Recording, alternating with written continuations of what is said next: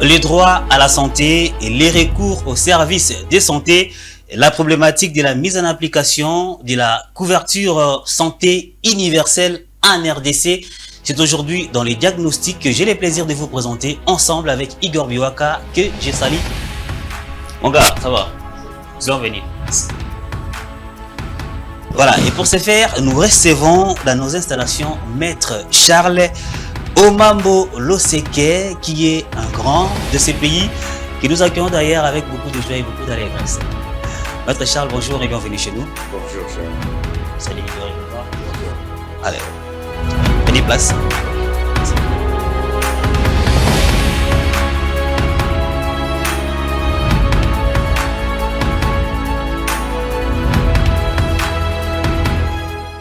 La couverture santé universelle, c'est aujourd'hui avec vous, Maître Charles Omambo Loseke. Si je peux vous présenter en quelques lignes, vous êtes avocat au barreau de Matete, Kinshasa Matete, mais également auteur de plusieurs ouvrages dans les domaines sanitaires.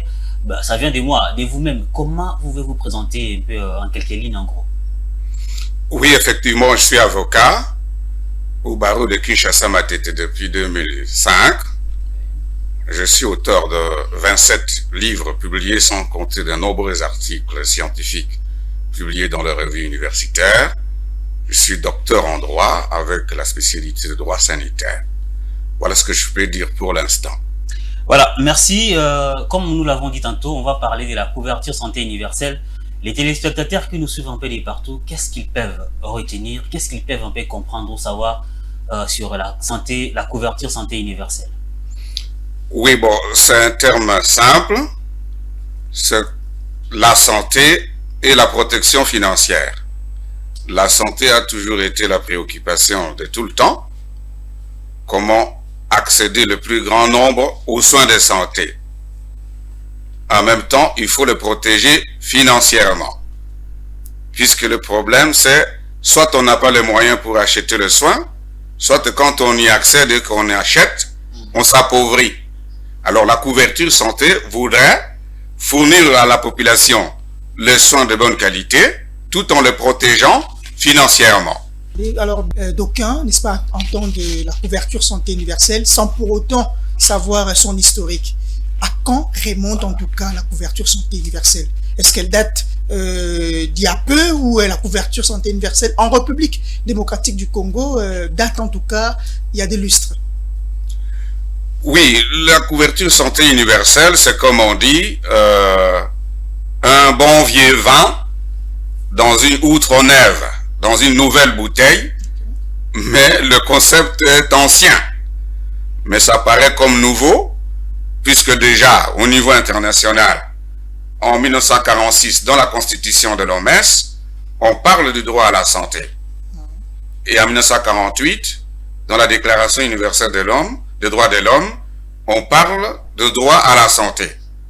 Et il y a eu une évolution avec, en 78, la conférence ou la déclaration de Alma-Ata sur les soins de santé primaire.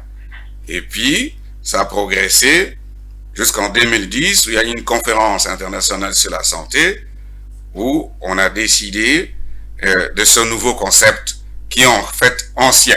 Ça, c'est sur le plan international. Sur le plan international. Maintenant, et puis, il y a eu l'Afrique à récupérer le concept en 2014. Il y a eu plusieurs réunions, plusieurs colloques, plusieurs rencontres de chefs d'État. Et ça a continué. Et la RDC n'est pas restée en marge. En 2010, notre pays, le président de la République, après plusieurs tournées à travers le pays, s'est rendu compte que l'accessibilité financière et géographique aux soins de santé posait problème, en même temps que le système d'achat de soins par la population pauvre posait aussi problème. Il a réuni les experts, l'UNSS, le programme des mutuelles de santé, la présidence, la primature, pour examiner... Là, c'est en 2010. En 2010, pour examiner ensemble ce que le pays pouvait faire pour mettre en place les dispositifs de la couverture santé universelle. Et puis il y a eu beaucoup de rencontres, beaucoup de réunions, beaucoup d'études, jusqu'à ce que la loi de 2018 a été votée, où le pays a pris l'option fondamentale de s'inscrire dans le système de couverture santé universelle. Voté au Parlement. Voté au Parlement, la loi sur la santé publique de 2018 a prévu l'application du système de couverture santé universelle au pays. Quand il y a eu les élections de 2018, le nouveau président de la République, Félix Tshisekedi, a décidé d'appliquer ce qui était déjà prévu. Donc son mérite, son grand mérite, c'est de appliquer, avoir le courage politique de appliquer ce vaste programme de couverture santé universelle pour que la population puisse accéder aux soins de qualité. Alors, l'application de ces programmes couverture santé universelle en République démocratique du Congo est-elle totale ou encore on est en train de procéder, d'aller en tout cas procéduralement?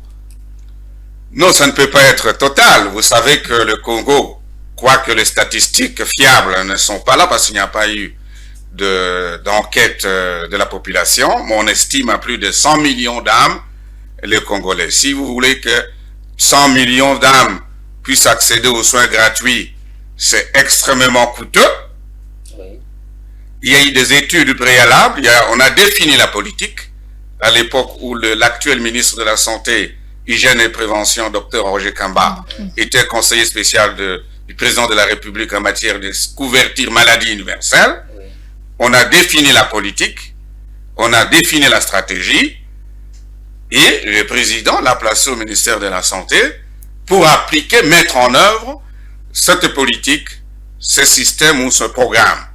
Alors, on a commencé par le couple mère-enfant, qui est supposé le couple le plus vulnérable, parce qu'on enregistre beaucoup de décès de femmes à l'instant de l'accouchement et des enfants de nouveau-nés. Alors, on a voulu commencer par là et tirer de leçons avant d'étendre. D'abord, on a commencé à Kinshasa, on pourrait étendre en province, uniquement d'abord en ce qui concerne le couple mère-enfant, pas totalement, mais en ce qui concerne la grossesse et l'accouchement. Et plus tard, on pourra étendre peut-être toutes les maladies de l'enfance, jusqu'à l'âge de 18 ans, et pour la femme, et peut-être pour d'autres couches les plus vulnérables de la population, comme les handicapés, les indigents et autres. Donc, on a commencé avec le couple mère-enfant. Voilà, certainement, pour y arriver, il y a certaines étapes qui sont tracées. Est-ce qu'on aimerait savoir quelles sont les étapes à franchir pour arriver à une totale couverture santé universelle? Bon, c'est un ambitieux programme. Il fallait de l'audace, un courage politique formidable pour lancer ce programme. Nous y sommes. Mais les étapes, c'est l'augmentation du budget de l'État. Puisque il nous faudrait annuellement peut-être 20 milliards de dollars pour couvrir l'ensemble des dépenses de la santé. Ce qui est au-delà du budget de la République. Voilà. Donc nous progressons au fur et à mesure que s'élargit l'assiette de notre budget. On pourra intégrer un autre paquet de services et élargir les bénéficiaires. Pour l'instant, nous en sommes au couple mère-enfant. Alors, comment vous évaluez d'abord la première phase, si on peut l'appeler ainsi, de ces programmes couverture santé universelle? Mère-enfant, comme vous l'avez dit, couple mère-enfant en tout cas. Oui, d'abord, nous félicitons le gouvernement d'avoir osé. Puisqu'avant lui, personne n'a osé. Lui, au moins, a osé. Maintenant, dès qu'on lance le programme de mise en œuvre de la couverture santé à ce qui concerne le couple mère-enfant, les personnels de santé autres que le médecin étaient en grève. Ça, c'est le premier requête. Donc, ça n'a pas rencontré l'assentiment des personnels de santé? Non, ils sont partis en grève pour autre chose. Ok, ce n'était pas pour... ils sont partis en grève pour des réclamations de mécanisation, des primes de risque, des matricules. Ils ont de leurs revendications. Mais c'est en même temps que le gouvernement lance ce programme de gratuité de l'accouchement. Donc cela veut dire qu'ils n'ont pas été sollicités préalablement. Là, je ne sais pas vous répondre. Okay. Mais moi, je constate, comme chercheur dans le domaine, comme observateur, que quand on lance, il se trouvait que le personnel, tous les personnels autres que le médecin, étaient en grève. C'est-à-dire les infirmiers, les administratifs, les gestionnaires, tous ces gens-là étaient en grève. C'était d'abord un écueil extrêmement important, puisque comme vous le savez, par exemple, c'est l'infirmier ou la sage-femme qui reçoit, qui garde et qui est à côté de la mère et de l'enfant tout le temps. Les médecins posent son diagnostic, passent de temps en temps évaluer. Alors, quand ces gens sont en grève, c'est déjà la première difficulté. La deuxième difficulté, c'est qu'on a dit à ces gens-là, donc aux hôpitaux, de fonctionner d'abord, de commencer à accueillir les femmes et les enfants pour que le gouvernement rembourse par la suite. C'est qu'il y a eu un problème à ce niveau-là, il y a eu un problème à ce niveau-là, puisqu'ils ont commencé à fonctionner avec leurs propres moyens. Mais au préalable, il y a eu des conventions.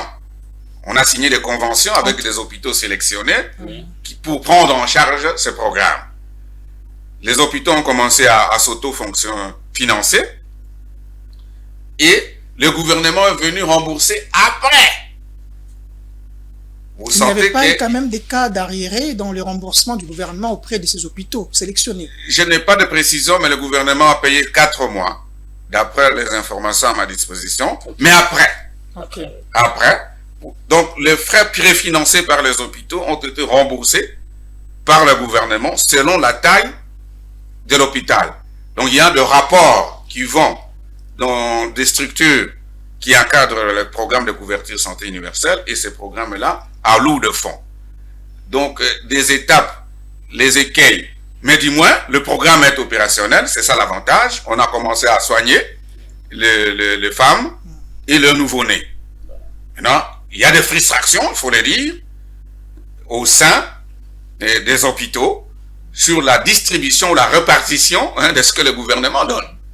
Voilà. Et ça, on ne doit pas s'en cacher, puisque ce sont des prestataires qui accueillent les mamans et les nouveau-nés. Lorsqu'ils sont mécontents, ne vous attendez pas à des miracles. Ça, c'est le deuxième problème dans la difficulté de la mise en application de cette première phase d'exécution de la couverture santé universelle. Oui. Il y en a d'autres? Je n'ai pas dit deux difficultés, j'ai dit plusieurs. Plusieurs. Donc, vous en avez d'abord, grève. Oui. D'abord, la grève du personnel qui a duré, je crois, 2-3 mois. Et deuxième difficulté, il fallait que les hôpitaux commencent à accueillir les femmes et les nouveau-nés avec leurs propres moyens et leurs propres équipements. Et le gouvernement a donné après. 4 mois après, comme vous l'avez dit. Bon, je ne sais pas si c'était 4 mois après, mais il a donné 4 mois du coup. Mais après. Okay. Voilà, monsieur Charles, à vous entendre parler, vous avez dit il faudrait 20 milliards annuels pour une couverture totale, mais également vous avez dit de la sélection de certains hôpitaux. J'ai deux petites questions. La première, à combien actuellement s'élève en pourcentage les budgets alloués à la couverture santé universelle? Ça, c'est la première. Et puis la deuxième, sur quelle base légale le gouvernement a choisi certains hôpitaux et puis laissé d'autres?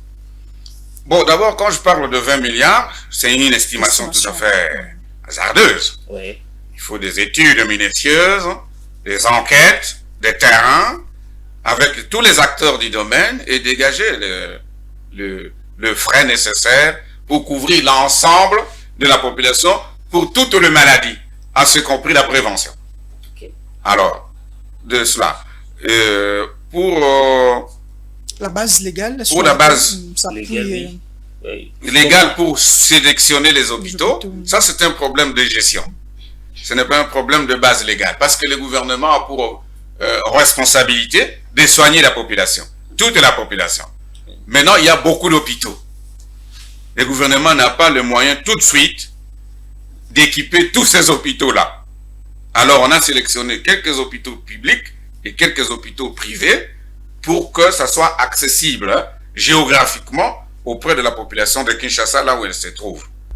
Quant au montant, je ne suis pas gestionnaire de la structure chargée d'assurer la couverture santé universelle, donc je ne peux pas vous donner des chiffres. Voilà. C'est-à-dire qu'actuellement, la couverture santé universelle se loge d'abord dans la ville-province de Kinshasa, à Caen, dans les autres provinces. Il y a un programme de déploiement, parce qu'on a voulu une phase expérimentale à Kinshasa pour voir les équipes. Tout ce que nous disons ici, je crois que c'est répertorié pour que quand on va se déployer ailleurs, on a déjà tiré des leçons. Oui. Hein, vous voyez, le gouvernement lui-même est humble, veut recevoir les écueils qu'il y a pour améliorer, de sorte que ceux qui vont bénéficier des services après vont bénéficier d'un service de meilleure qualité.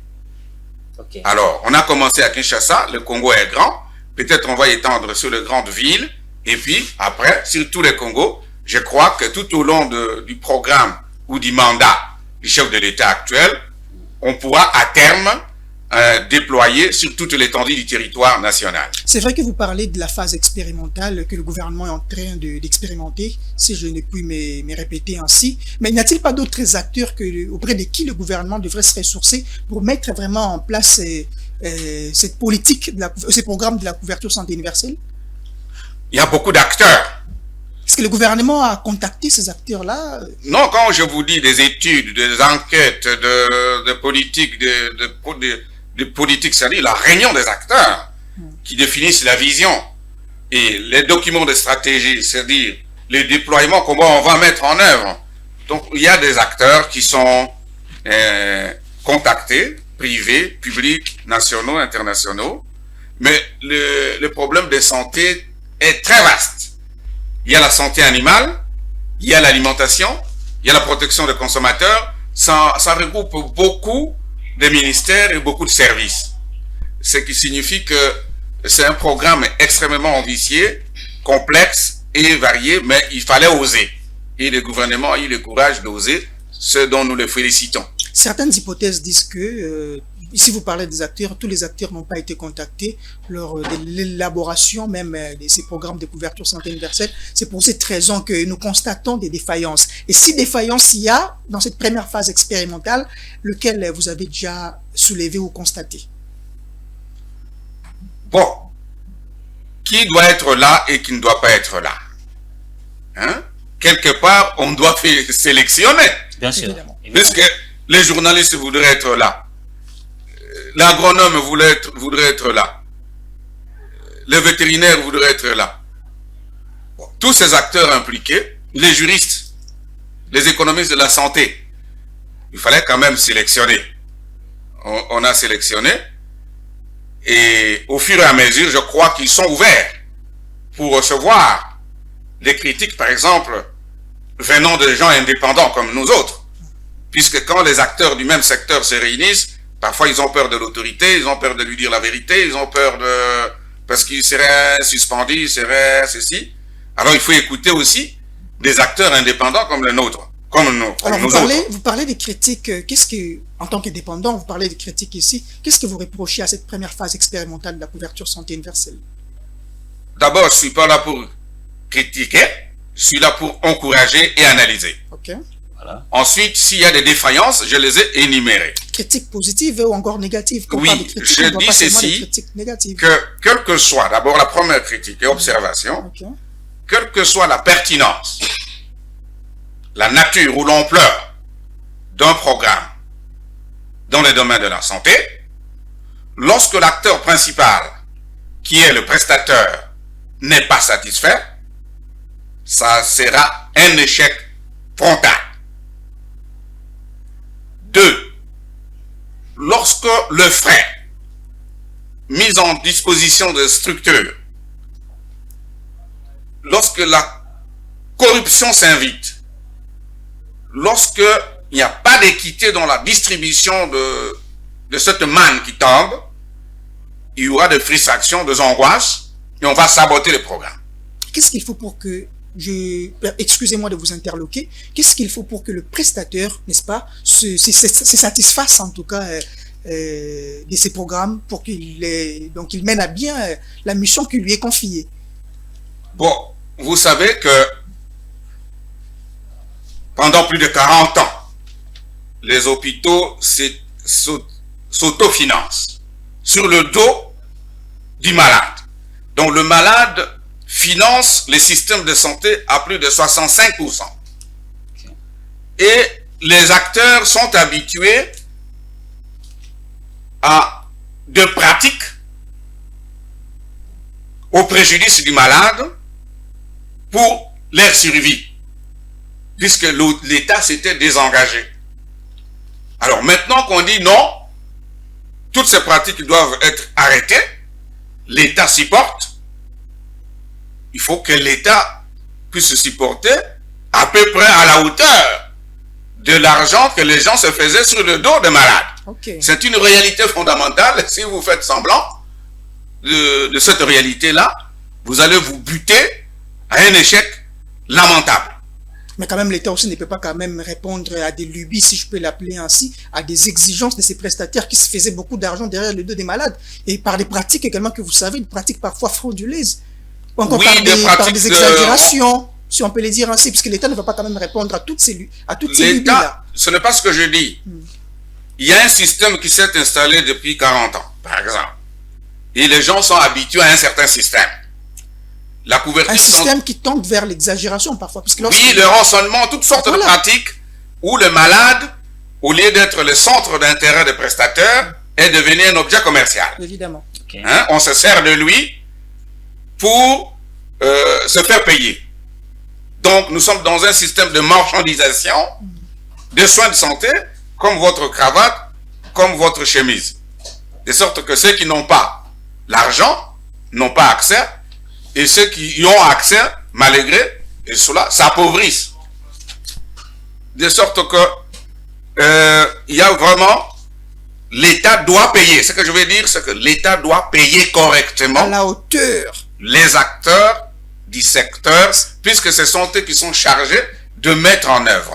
Vous pouvez définir toutes sortes de politiques et stratégies au niveau du gouvernement, mais celui qui accueille le malade, c'est l'infirmière, c'est le sage-femme, c'est le réceptionniste, c'est l'administratif. Oui. Donc, il doit être pris en charge. Cela veut dire concrètement, pour ne pas vous interloquer là, cela veut dire concrètement que l'État ne prend pas vraiment en charge, convenablement en charge du prestataire de soins. Jusque-là, je n'ai pas cette impression. Okay. Puisqu'il faut équiper les hôpitaux, oui. Hein, parce qu'il faut des échographies, il faut beaucoup d'examens. Tout cela est pris en charge par l'État. Cela suppose que les hôpitaux sélectionnés ont ces dispositifs techniques. Voilà. En même temps, de médicaments. Les médicaments, c'est un problème extrêmement important. Très important. Oui. Ensuite, pour cela, il faut un personnel motivé, disponible, bien formé. Surtout des qualités. Vous voyez? Oui. Donc, il faut une formation, un renforcement des capacités, d'abord du système en général, et puis des prestataires en particulier, et singulièrement sur des questions de couverture santé universelle. Est-ce que ça a été fait? Je n'ai pas eu cette impression-là. Et tout cela, mis ensemble, semble ne pas contribuer à la réussite du programme tel qu'il est lancé, mais nous continuons à affirmer que le programme est bon et il doit être amélioré. C'est pour cela qu'il y a une phase expérimentale. C'est pour que le gouvernement recueille toutes ces critiques et ces avis que nous émettons pour qu'il améliore. Et je pense qu'ils sont réceptifs à tout ce qui s'est dit autour. Voilà, merci monsieur Charles. Vous avez dit tantôt, vous avez encouragé les gouvernements pour avoir pris les risques de la mise en application de la couverture santé universelle. J'aimerais aussi un peu savoir, selon vous, étant qu'un expert qui a étudié les cas avec des dossiers depuis plusieurs années, quelles sont quelques stratégies que les gouvernements pourraient peut-être mettre en place pour que la couverture santé universelle soit un peu totale à travers toute la République démocratique du Congo? Il y a plusieurs stratégies. J'ai écrit un bouquin qui reprend certaines de ces stratégies. C'est depuis 2016.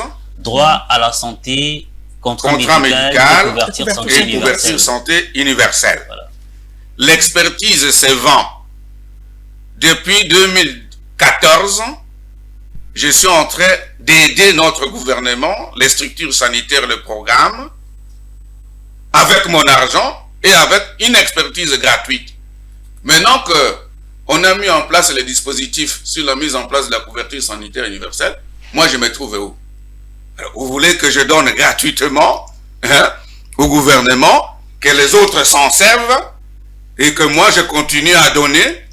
Est-ce que vous avez contacté les gouvernements quant à ça? Les gouvernements me connaissent. Les gouvernements me connaissent puisque plus de 250 fois à la télévision, radio, conférences, par-ci, par-là. Mes publications sont au gouvernement. Le Premier ministre a acheté un lot. Les responsables de la santé connaissent. Alors, pour être gentil, puisqu'il s'agit de notre pays, dans la couverture santé universelle, il y a la mise en commun de ressources, il y a la distribution. Pour distribuer, il faut posséder. Bien sûr. Alors, des modes innovants de financement de la santé. Par exemple, si on sensibilisait la population sur l'importance du financement, le RAM a été mal amorcé, puisqu'on n'a pas bien expliqué à la population en quoi c'est destiné l'argent, et tout ce qu'on a promis que l'argent résoudrait comme problème avec RAM, ça n'a pas été fait, donc ça a été mal perçu.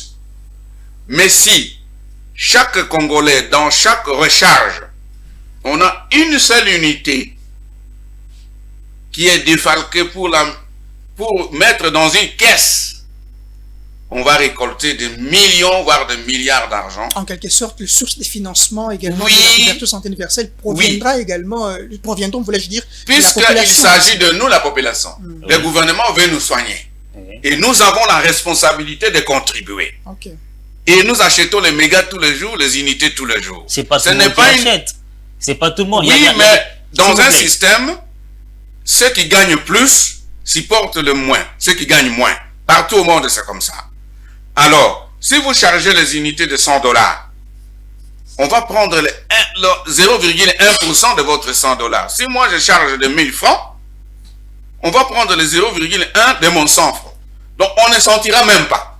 Voilà, parlant de la santé et de la couverture santé universelle, comment est-ce que la population pourrait contribuer? Mais justement, l'un des mécanismes, c'est ce que je suis en train de dire. L'autoprise en charge, en quelque sorte. Puisque il y a un moyen de convaincre la population que si le gouvernement nous soigne bien, équipe les hôpitaux, construit les hôpitaux, équipe les médicaments, on paye bien le personnel, c'est au profit de nous, la population.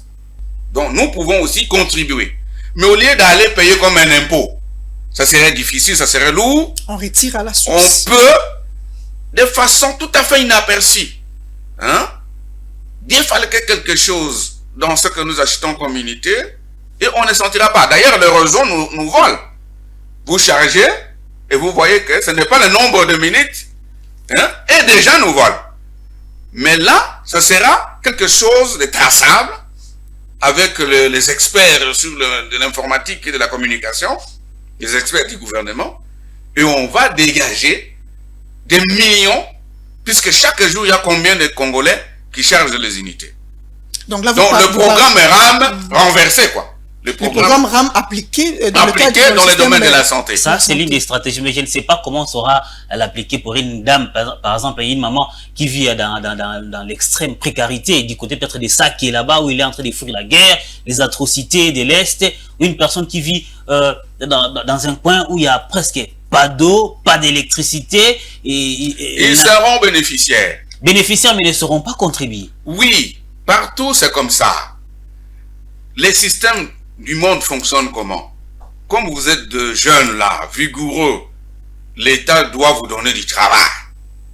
Quand vous avez du travail, vous contribuez aux charges publiques. Et l'État maintenant, l'argent qu'il a récolté, redistribue aux plus pauvres. C'est comme ça que ça construit. Tout le monde ne peut pas fournir des efforts au même degré. Il y a des pauvres, des sans revenus, des indigents, des handicaps, des personnes vivant avec handicap, des enfants. C'est nous qui sommes encore forts physiquement et qui produisons. C'est nous qui devons supporter la charge de nos compatriotes qui ne sont pas en mesure de le faire. Ça fonctionne toujours comme ça. C'est l'une des stratégies de la question que mon co-débatteur, en fait mon collaborateur venait de vous poser ici. Alors, quelles sont d'autres stratégies? J'ai dit que je ne peux pas tout donner parce que je suis frustré. Ok. Mes livres sont là, je ne sais pas si vous allez me donner la possibilité. Oui, bien sûr, bien Nous y sûr. arriverons bientôt. Voilà. Nous arriverons bientôt. Moi, j'ai donné une cinquantaine de conférences dans les structures sanitaires. Et dernièrement, j'ai donné une formation après l'incident qu'il y a eu d'actualité. Une haute structure m'a appelé pour donner une formation sur le droit des malades. Je contribue. Les universités utilisent mes livres. Les programmes du gouvernement utilisent mes livres. Mais mes idées sont appropriées par des structures de l'État. Mais moi, je me retrouve où? Voilà, avant que nous entrions vraiment dans vos ouvrages, parce qu'il y en a plusieurs, vous en avez dit certainement 25, il y a un cas qui venait de se poser ici, qui est arrivé tout récemment ici en RDC, à Kinshasa, certainement vous l'avez aussi appris. Il y a une dame qui était enceinte, qui devait accoucher, à la personne de, si je m'habille, c'est Madame Annie, paix à son âme, qui a connu certains problèmes en allant vers un hôpital, si je m'habille, c'était à Accram, de Matete. Elle a été transférée après quelques temps dans un autre grand hôpital, c'est, je crois bien, l'hôpital de référence de Kinshasa, Mamayemo. Enfin, c'est encore les noms, je ne sais pas. Et puis, après quelques manœuvres, cette dame a rendu l'âme. Et après, le ministre a frappé fort, en commençant par suspendre les personnels, notamment le directeur général de clinique Ngalima, le directeur général de l'hôpital, l'hôpital de référence générale, mais également a suspendu les services de l'hôpital Accram. En parlant maintenant de la justice, parce que vous êtes un juriste et avocat, vous avez écrit beaucoup d'ouvrages, je vois, droit à la santé, et puis certainement vous avez aussi écrit sur les droits du personnel soignant. Comment jugez-vous cette approche? C'est la suite évidemment à la négligence du prestataire de soins. Bon, c'est une affaire à laquelle je ne suis pas personnellement associé, mais pour laquelle j'ai suffisamment d'informations comme chercheur sur la question. Moi, tous ces éléments-là, c'est vraiment de l'aubaine pour moi, aubaine scientifique. J'ai écrit sur la sécurité des patients. Mais également les droits du personnel soignant. Bien sûr. Alors, cette dame que nous pleurons, qui était une infirmière par ailleurs, oui, nous a permis de révéler au monde et à nous-mêmes de profonds dysfonctionnements du système. Et chacun voit la chose sous son angle. Mais il y a des problèmes que nous déplorons, mais les autorités sont déjà saisies et je pense qu'elles ont pris de mesures appropriées que vous venez de décrire et nous attendons la suite, puisqu'il y a des actions disciplinaires qui auraient été déclenchées au niveau de l'administration publique, au niveau de l'ordre des médecins et au niveau de l'ordre des infirmiers. Alors, nous attendons la suite, mais ça nous révèle qu'il y a des problèmes que nous avons toujours crié depuis plus de 10 ans. Mais aujourd'hui, la mort de cette dame, heureusement, en tout cas, d'une certaine manière, heureusement, pourquoi? Parce que ça va nous permettre de prendre des mesures pour corriger ce que nous déplorons aujourd'hui, pour que les autres, vous et moi, soyons sauvés lorsque nous allons recourir au système. Maintenant, que dit la loi pour un personnel soignant qui reçoit un malade et après, et les malades perdent la vie, comme le cas de Madame Annie, que nous plairons paix à son âme? Que dit la loi? La loi dispose de beaucoup de moyens pour réprimer des comportements illégaux, illicites ou infractionnels. Est-ce qu'il y a des preuves que la dame a été négligée dans les soins? Ça, c'est ceux qui sont saisis du dossier, qui auront des éléments les plus concrets et pourront les apprécier. Et si ce n'est pas mais juridiquement, oui, il y a 3 sortes de sanctions. La première, il y a des sanctions d'ordre professionnel. C'est-à-dire, lorsque le membre d'une corporation, d'un ordre professionnel en santé, médecins ou infirmiers, pharmaciens et tous ces intervenants, s'ils appartiennent à un ordre professionnel et qu'il y a une faute déontologique, la négligence, c'est une faute déontologique. Le refus de soins, c'est une faute déontologique. Hein? Alors, cet ordre, l'ordre, va appeler ses membres, L'ordre national de médecins. Oui, suspectés de fautifs pour les juger d'après leurs propres règles. C'est-à-dire le code de déontologie médicale. Donc c'est l'ordre qui sanctionne... L'ordre va sanctionner ses membres. Et ses membres devront se défendre. Ça, c'est le premier groupe des sanctions possibles. Et ce, à l'issue d'un conseil. Il y a une commission des disciplines qui est une juridiction disciplinaire spécialisée, une juridiction administrative spécialisée chargée de juger ses membres fautifs. Okay. Et ces membres auront à se défendre.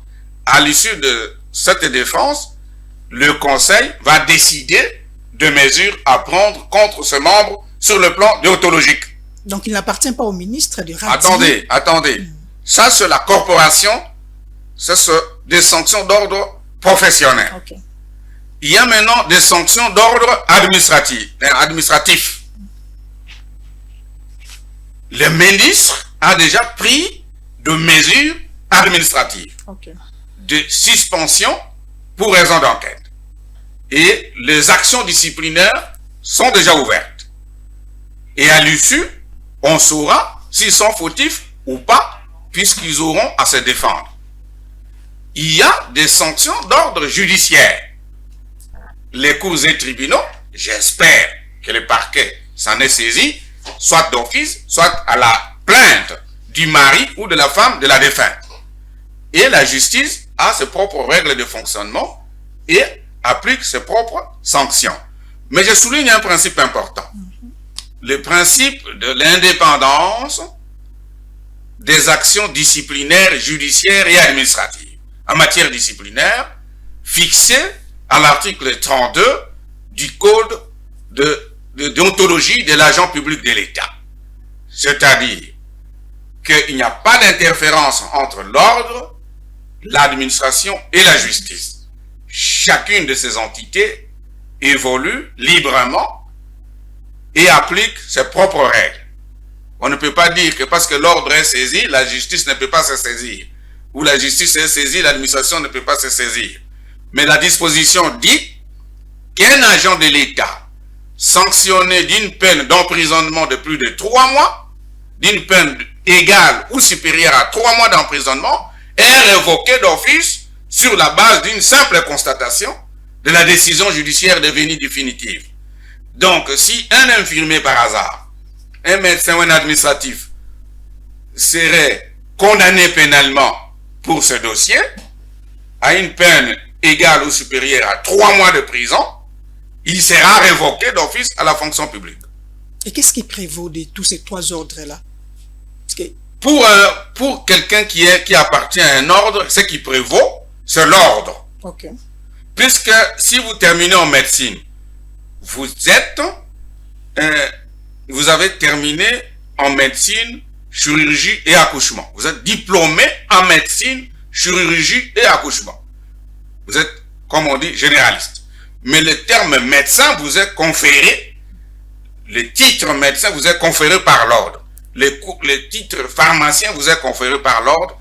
Le titre infirmier vous est conféré par l'ordre. Le titre sage-femme vous est conféré par l'ordre. De sorte que, si l'ordre vous retire cette qualité, eh bien, tout ce qui s'ensuit tombe. Vous ne pouvez plus vous prévaloir de la qualité de médecin ou d'infirmier, et par conséquent, vous ne pouvez plus prester en privé, tout comme en public, c'est-à-dire dans le secteur privé, tout comme dans le secteur public, en vous prévalant de la qualité d'infirmier ou de médecin.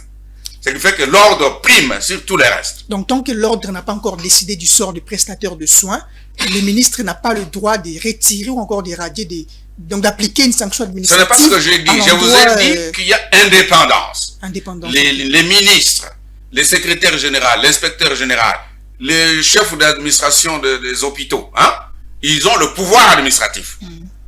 Et personne ne leur interdit. D'ailleurs, nous encourageons les ministres, puisque maintenant, quand vous arrivez dans un hôpital, on va vous recevoir avec empressement.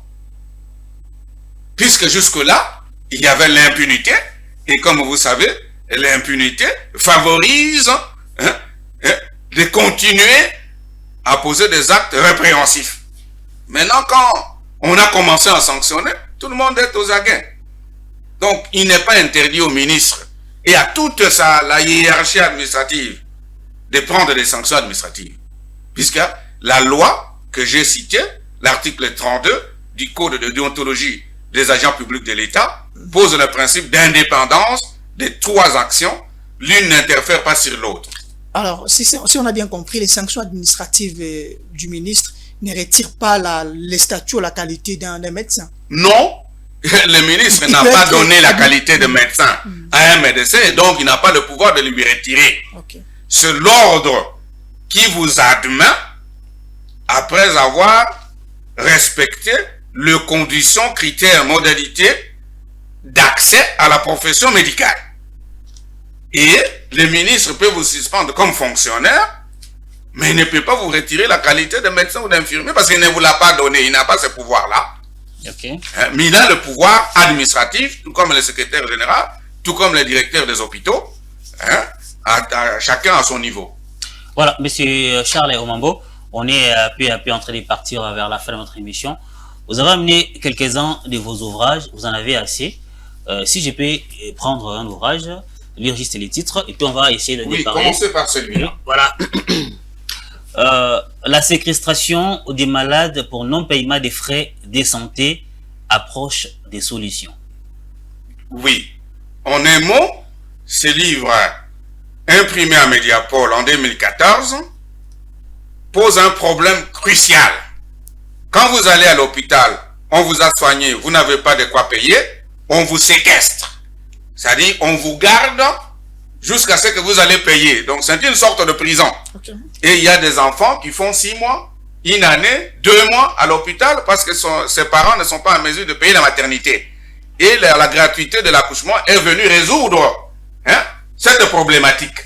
Okay. Puisqu'aujourd'hui, en dehors du secteur de l'accouchement, dans les hôpitaux sélectionnés, si vous n'avez pas les moyens, on vous retient. C'est ça la problématique et c'est ça le point de départ de mon intégration dans le secteur de la santé. Donc, cette problématique de séquestration... et j'ai reçu la félicitation du chef de l'État pour avoir amené une contribution significative dans cette problématique. Non, en 2015. En 2015. Donc, grâce justement à la couverture santé universelle, la problématique de séquestration dans des hôpitaux... La couverture vient répondre à cette problématique. C'est-à-dire que si on a payé la gratuité, on a payé les maternités pour vous, on ne peut plus vous retenir. Les hôpitaux vous retenez parce que si on vous laisse partir, ils vont fonctionner comment? Voilà. Et vous ne viendrez jamais payer. Alors c'est une problématique qui me concerne et qui vous concerne et qui concerne tous les Congolais. Tous les Congolais. Hormis, bien sûr, ça part bien évidemment la main dans la caisse de l'État. Ça nous concerne tous. Donc, le problème d'accessibilité financière aux soins de santé. Les problèmes d'accessibilité financière aux soins. Et quand j'ai publié celui-là, j'ai été contacté, donc j'ai fait des conférences. J'ai reçu de critiques, de débats, tout ça. J'ai approfondi l'analyse, la réflexion, en publiant ce livre, Droit à la santé, contrat médical et couverture santé universelle. Déjà en 2016, j'en parlais. En 2016. Alors que beaucoup de personnels de santé n'avaient même pas entendu parler. Nous en parlions déjà en 2016. C'est préfacé par le professeur Tchomba Ondo Bin Saloum, qui est le médecin légiste. D'accord. Voilà. Donc là, on a parlé des mutuelles de santé, de l'assurance maladie, des références légales sur le droit à la santé, ainsi de suite. Et après, nous avons parlé de la faute dans l'art de guérir. Le problème de l'infirmière se trouve à ce niveau-là. Okay. La faute dans l'exercice de l'art de guérir. La date d'édition, c'est en 2018. Okay. 215 pages qui parlent de comment on peut se défendre pour ces cas, comment on peut engager des procédures, quelles sont les différentes fautes administratives, déontologiques, pénales, civiles, professionnelles et tout ça. Donc c'est un domaine où nous avons approfondi la chose.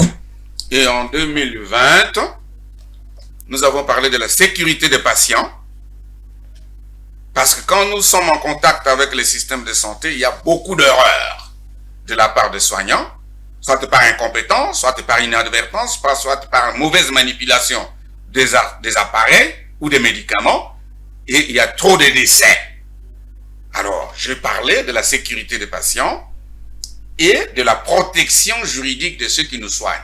Ceux qui nous soignent doivent être protégés. Donc, il y a des cadres légaux qui protègent juridiquement parlant les professionnels de santé. Je parle ici, okay. C'est-à-dire le mécanisme de protection de médecins, des infirmiers, des pharmaciens, de tous ceux qui prodiguent des soins. Okay. Il y a des mécanismes mis en place. C'est appuyé sur des bases légales. Bases légales, préfacées par Eugène Kiboué, juge au Conseil d'État, donc quelque chose de très sérieux, plus de 300 références bibliographiques, 45 textes juridiques cités. Ce ne sont pas des données de l'Internet, ce sont des données fruit de votre réflexion. Donc voilà, donc ce sont des ouvrages ici, comprendre l'ordre des infirmiers et de la RDC, préfacé par le président national de l'ordre des infirmiers, qui est en même temps l'inspecteur général, c'est-à-dire validé par le représentant de l'ordre, donc il le trouve crédible pour être à la disposition des usagers, c'est-à-dire de prestataires infirmiers. Mais en dehors de ça, j'ai écrit 27 livres, bien sûr, sur le domaine foncier, sur le domaine de l'habitat, sur le domaine de la paix, de la cohésion nationale, et nous attendons que notre expertise soit sollicitée par le gouvernement. Vous attendez que votre expertise soit sollicitée par les gouvernements. Je vous avais posé la question au départ, comme on est en train de chiter, peut-être ça sera aussi l'un de vos derniers mots avant que mon confrère Igor puisse poser une dernière question. Est-ce que vous avez eu vous-même à aller au gouvernement pour essayer de parler de vos ouvrages, de votre approche, de votre contribution pour que cela soit certainement un motif d'acceptation, afin que vous soyez peut-être certainement élevé au rang ou que vous souhaitez, bien sûr? Oui, j'ai écrit plusieurs fois au président de la République. J'ai été reçu par les conseillers spéciaux en matière de couverture maladie universelle. J'ai écrit, je suis en contact avec toutes les autorités du secteur, soit par des correspondances, soit par des demandes d'audience, soit par des propositions de vente de livres. Et donc, par les médias aussi comme ça, on peut nous atteindre. Bien sûr. Donc, nous ne voulons pas que ceux qui nous ont rejoints dans le combat que nous avons commencé il y a très longtemps, qui n'ont pas le même degré d'expertise que nous, gagnent l'argent de l'État. Et nous, pour écrire un ouvrage comme ça, vous allez prendre combien de temps, mon cher ami? Et combien d'argent? Ça demande beaucoup de privation, beaucoup de sacrifices dans l'intérêt public. Alors, vous pouvez être dans un parti politique pendant 20 ans, vous n'avez rien apporté au pays. Moi, sans être membre d'un parti politique et sans aucun soutien, voilà toute ma contribution pour les pays. À l'université, on enseigne. Dans les structures médicales, on enseigne. C'est-à-dire le pays profite. Ce que je viens de déverser comme information maintenant, les pays profitent, non? Bien sûr. Voilà. Donc, pour vous, pour résoudre à quelques défaillances que nous constatons, que nous avons constatées dans la phase expérimentale de l'application de la couverture santé universelle, la réponse est à trouver dans vos ouvrages. Si on peut pas seulement. Je ne suis pas aussi prétentieux. Mais quand même, j'ai de matière. Okay. Puisqu'il y a, vous parcourez ici, vous êtes des journalistes, parcourez, ramenez-moi un auteur congolais qui a autant produit sur cette question. Ils ont des rapports, quand ils font des colloques, ils font des rapports internes. Mais des ouvrages publiés, bon, ramenez-moi et nous allons discuter. Est-ce qu'ils ne vous approchent pas?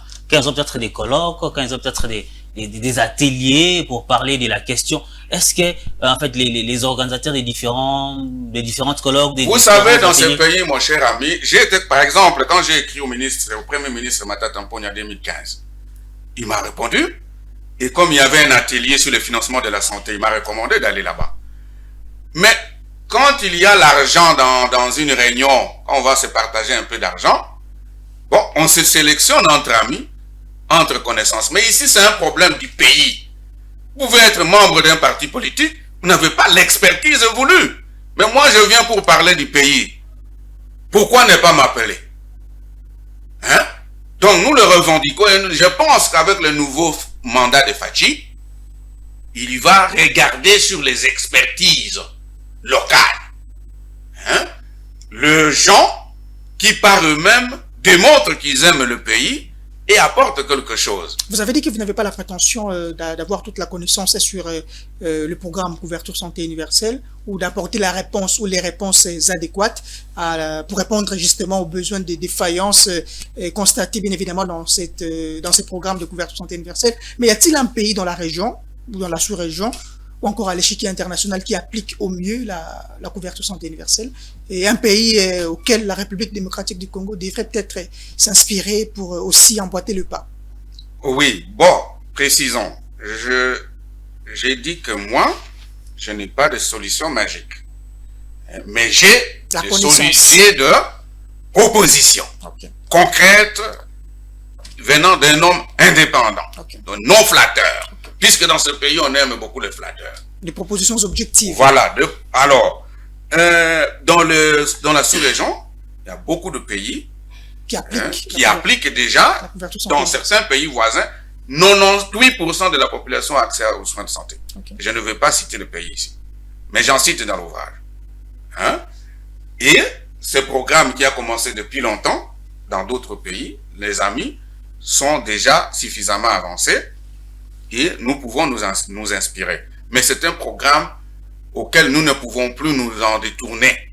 Parce que c'est vraiment essentiel pour votre santé, pour ma santé et pour la santé de toute la population. Voilà, Maître Charles Omambo Oloseke, vous êtes avocat au barreau de Kinshasa Matete, mais également auteur de plusieurs ouvrages, plusieurs publications des articles en droit de la santé. C'est docteur en droit sanitaire. Docteur en droit sanitaire. On va d'ailleurs se quitter, c'est la fin de l'émission. Est-ce que vous avez un tout dernier mot en quelques 30 secondes? Oui, j'encourage le gouvernement de continuer. Surtout d'équiper les hôpitaux en médicaments, en matériel et surtout aussi de motiver le personnel.